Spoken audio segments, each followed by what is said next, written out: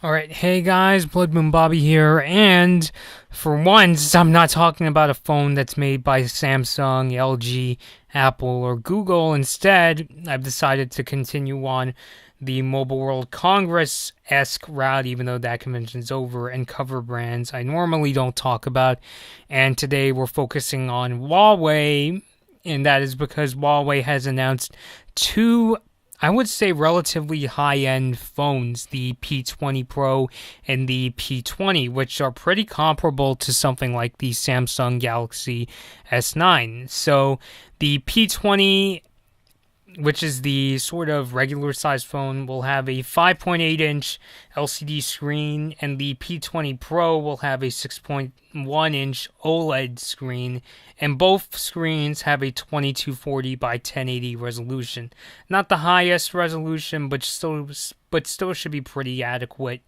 Obviously, unless you're going to do something like Google Cardboard VR or something like that. But for everyday use, both screens are still pretty respectable.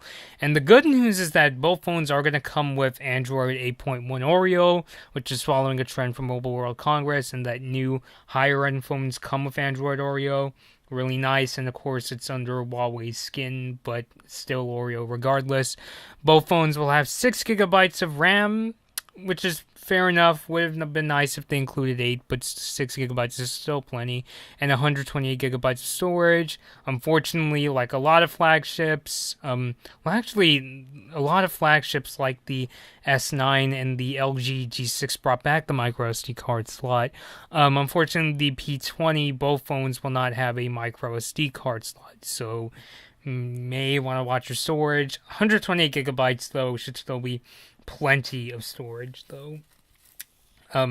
If you want to get more storage, they are selling a Porsche edition. Yes, Porsche, the car, that has 256 or 512 gigabytes of storage. And to clarify, when I say Porsche edition, that is, it's got the sort of Porsche look. You're not getting a Porsche 911 with this phone, obviously.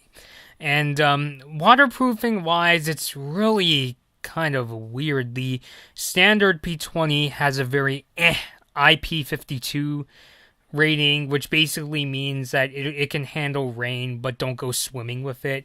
Whereas the Pro has a more, I would say, standard IP67 rating, just like the iPhone 10, which still not quite as nice as the Samsung Galaxy S9, but in terms of IP67, if you're just going around, like if you're looking at your phone when you're coming out of the pool every once in a while, it should be okay. Or if your phone falls in the toilet, like my first cell phone did, then you should be okay.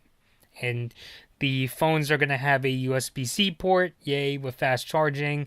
And unfortunately, Huawei is pulling a Google, Apple, and HTC, and there's not going to be a headphone jack, which, as the owner of an iPhone 7, I am not thrilled. So, but the good news is that the Huawei P20 and P20 Pro will come with a USB-C to 3.5 millimeter adapter in the box. The phone comes in twilight and pink gold gradient finishes, which means it shifts depending on how you hold it in the light, and you can also get the phone in black and midnight blue colors. Unfortunately, like a lot of flagships, the P20 and P20 Pro have glass backs with aluminum frames, so if you're a very absent-minded person like myself, you're probably going to want to get a case. And I didn't hear anything about the P20 and P20 Pro having wireless charging, so I don't know. Usually, when it comes to glass backs, if the phone has wireless charging, even though that's a feature I would never use because I don't see the need for it, then I can understand it. When it doesn't, it's just kind of weird. Then it just feels like, the company is doing it to kind of chase Samsung and Apple's game, even though glass is a very fragile material. And I speak from experience. I've shattered my first Android phone, so whatever. Just get a case, and I've heard the P20 Pro at least comes with a case in the box.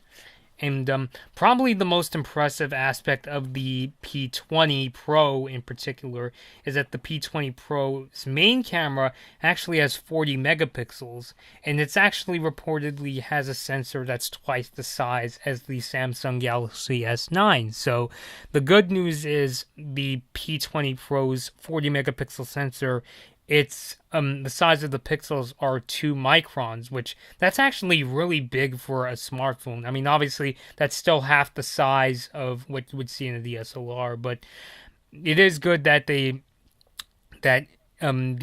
size of the pixels is larger than you would get in the average smartphone.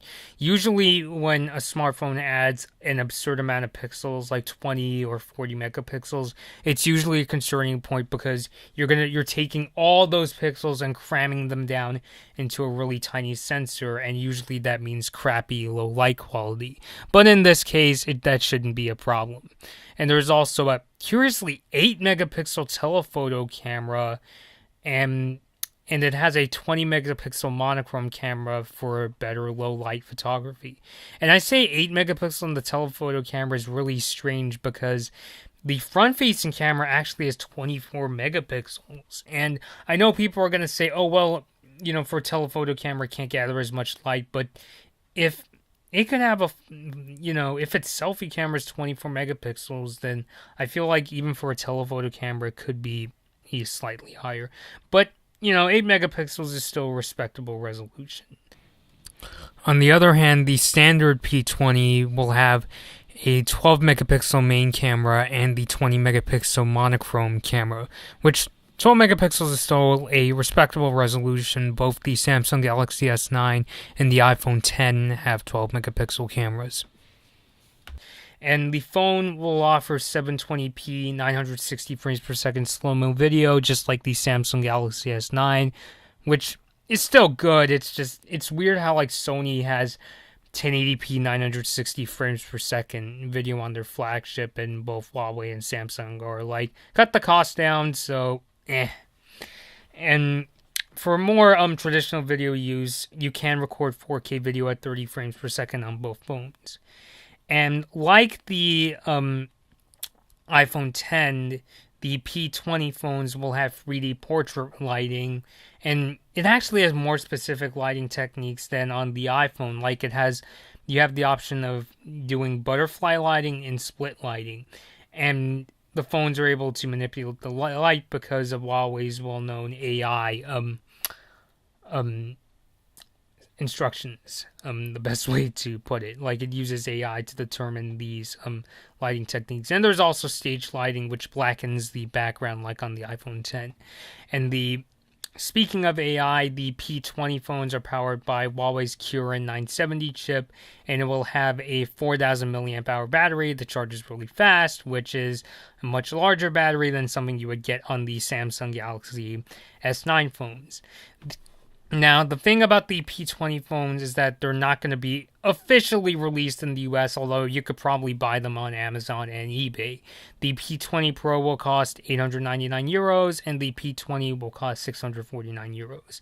And a big reason, or the speculated reason for this, is because Huawei's under a lot of scrutiny from the American government because their phones are suspected on spying on their users, which my take on that is basically very similar to my thoughts on when people speculated that the Xbox One's Kinect sensor was spying on you for the NSA, and that, is it true? I mean, the company's never gonna really say. I mean, in the case of Huawei, where the U.S. government's actually saying, there's a risk, I mean, yes, there's a little more weight to it, but I know a lot of people are gonna say, oh, well, everybody's spying on us, so what can you do? I mean, me personally, the main reason I haven't owned a Huawei is because I don't want to take the risk of sending my data to the Chinese government.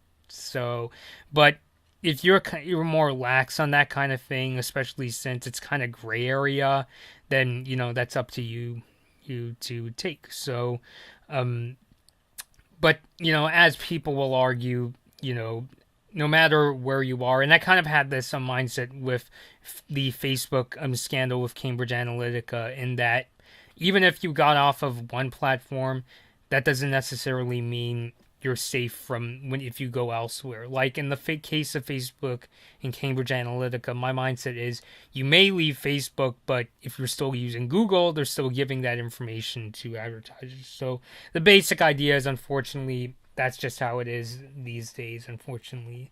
But if you're willing to take the risk, I'm not going to try to stop you. So, but putting that aside, I think the P20 and P20 Pro are definitely very, very promising phones. And the sad thing is, though, is I used to look at like Chinese manufacturers as a place to go if you wanted good specs for a decent price. You know, China is where a lot of brands like